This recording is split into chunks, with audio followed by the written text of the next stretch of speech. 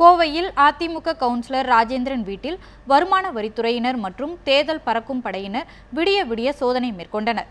பணம் பட்டுவாடா நடைபெறுவதாகவும் ராஜேந்திரன் வீட்டில் பணம் பதுக்கி வைத்திருப்பதாகவும் தேர்தல் பறக்கும் படையினருக்கு வந்த புகாரை அடுத்து இந்த சோதனை நடைபெற்றதாக தெரிகிறது.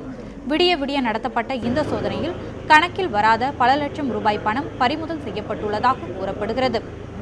இதனிடையே சோதனை நடந்தபோது ராஜேந்திரன் வீட்டின் முன்பு அதிமுக மற்றும் பாரதிய ஜனதா ஆதரவாளர்கள் திரண்டனர்.